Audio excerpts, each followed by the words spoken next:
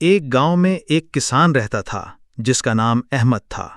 احمد کا تعلق ایک غریب مگر عزت دار گھرانے سے تھا۔ اس کی زندگی کھیت کھلیان اور مٹی سے جڑی ہوئی تھی۔ صبح سورج نکلنے سے پہلے جب پورا گاؤں نیند کی وادیوں میں ہوتا، احمد اپنے کھیتوں کا رخ کر لیتا۔ اس کے ہاتھوں میں ہل اور کندھے پر بیلچا ہوتا۔ پسینے میں شرابور یہ کسان جانتا تھا کہ زندگی کی اصل خوشبو محنت میں چھپی ہے۔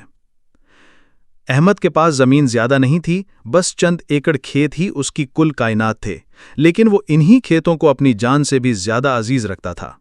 وہ اکثر کہتا تھا، زمین ماں کی طرح ہے، جو جتنا محنت کرے گا اتنا ہی پھل پائے گا۔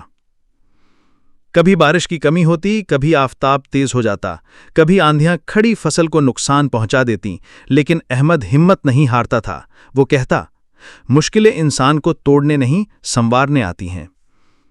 گاؤں کے دوسرے لوگ اکثر شکایت کرتے کہ محنت کا کوئی فائدہ نہیں، حالات خراب ہیں، قیمتیں کم ہیں، مگر احمد ان سب کی باتوں کو نظر انداز کر کے صرف کام پر توجہ دیتا۔ ایک سال ایسا آیا جب گاؤں میں سخت قحط پڑ گیا۔ بارش نہ ہونے کی وجہ سے کھیت بنجر ہو گئے۔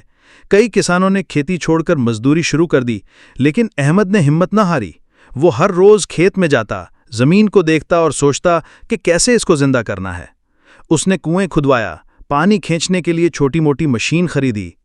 دن کو کھیت میں پانی ڈالتا، رات کو چراغ جلا کر بیج بوتا۔ اس کی بیوی اور بچے بھی ساتھ دیتے۔ مہینوں کی مسلسل محنت کے بعد زمین نے رنگ دکھایا۔ جہاں چاروں طرف خشک سالی تھی، وہاں احمد کے کھیت سبز و شاداب دکھائی دینے لگے۔ گاؤں والے حیران رہ گئے۔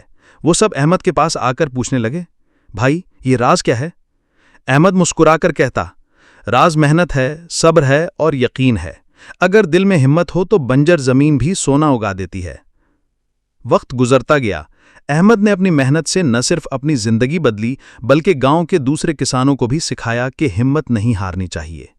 اس نے دوسروں کو بتایا کہ کس طرح پانی کو بچا کر استعمال کیا جا سکتا ہے، بیج کب اور کیسے ڈالنے چاہیے، کھاد کا صحیح استعمال کیا ہے۔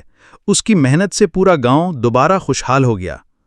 آج احمد کو گاؤں میں محنتی کسان کہا جاتا ہے۔ لوگ اس کو استاد مانتے ہیں۔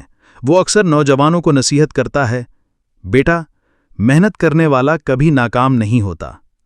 فصل کبھی کم ملے گی، کبھی زیادہ، لیکن اصل فصل وہ خوشی ہے جو محنت کے بعد دل کو ملتی ہے۔